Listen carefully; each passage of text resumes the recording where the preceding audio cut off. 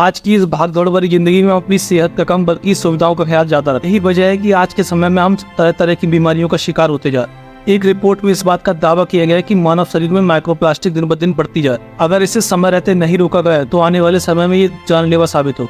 नमस्कार, मैं पिंटू सक्सेना। आज आपको इस वीडियो में बताऊंगा कि क्या है ये माइक्रोप्लास्टिक खतरा, कैसे बढ़ रहा है और कैसे इसे रोका जा सकता है। अपने जीवन में कभी ना कभी कचड़े के ढेर पर जानवरों को पॉलिथीन खाते हुए जरूर देखा। पॉलिथीन खाने से कई जानवरों की मौत भी हो जाती है। जानवर तो चलो जानवर है, मजबूरी में कुछ भी खा लेते हैं क्योंकि उनको अपना पेट भर। लेकिन दुख तो इस बात का है कि मानव सी जो एक विवेकशील प्राणी खाने से पहले उसके नफा नुकसान के बारे में 100 बार सोचता है। वह भी पैसे बचाने और अपनी सुविधाओं के लिए अपनी सेहत के साथ खिलवाड़ कर। आज इंसान धातु के बर्तन छोड़कर प्लास्टिक के बर्तनों का इस्तेमाल करता जा रहा है। रेफ्रिजरेटर में रखी पानी की बोतलें हो या फिर कोल्ड ड्रिंक, डब्बों में रखी खाने की वस्तुएं हो या फिर ऑफिस या स्कूल ले जाने वाला लंच, सभी प्लास्टिक के ही बने हुए हैं जिनका हम आज यूज कर रहे हैं। लेकिन हाल ही में एक माइक्रोप्लास्टिक पर की गई रिसर्च में ये दावा किया गया है कि सालों से धीरे धीरे इन जानवरों से लेकर इंसानों तक के शरीर में ये माइक्रोप्लास्टिक बढ़ती गई और ये खान पान के जरिए हमारे शरीर में प्रवेश कर गई। प्लास्टिक में लगभग 10,000 तरह के केमिकल्स दुनिया भर में बेरोक-टोक मिलाए जा रहे हैं। प्लास्टिक को फैलाने के मामले में चाइना सबसे आगे है, उसके बाद इंडोनेशिया दूसरे नंबर पर आता है। रिसर्च में बताया गया है कि मानव शरीर में माइक्रोप्लास्टिक पहुंचने का सबसे बड़ा कारण है समुद्री मछली। ये दावा भी किया गया है कि 2050 तक जो प्लास्टिक का कचरा है समुद्र में वो मछलियों के कुल वजन से भी ज्यादा हो जाए। अगर आप इन समुद्री मछलियों को खाते हैं तो आपको इनको गंभीरता से लेना चाहिए।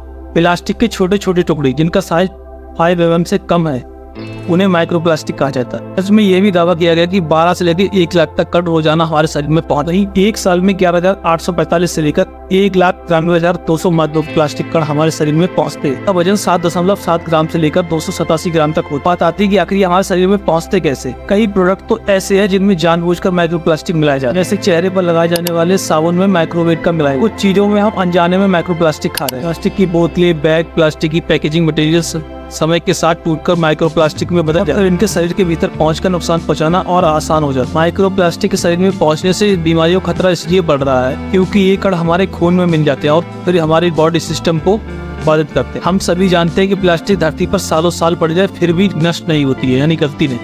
जमीन के अंदर पड़ी हो तब भी नुकसानदायक और माइक्रोप्लास्टिक के रूप में अगर आपके शरीर में है तब भी नुकसानदायक। कुछ समय पहले इसके दुष्प्रभाव को देखते हुए सरकारों ने बैन भी लगाया था इस पर, लेकिन फिर भी कुछ समय तक असर दिखा। उसके बाद फिर वैसे ही कोई बदलाव देखने को नहीं। अब बात आती है कि इससे बचाव कैसे करें। तो इससे बचने का एक ही तरीका है कि आप सिंगल प्लास्टिक का यूज करें, क्योंकि हम 100% प्लास्टिक को इग्नोर नहीं कर सकते आज के समय। यानी प्लास्टिक की कोई भी वस्तु हमें एक बार से ज्यादा इस्तेमाल नहीं करनी चाहिए।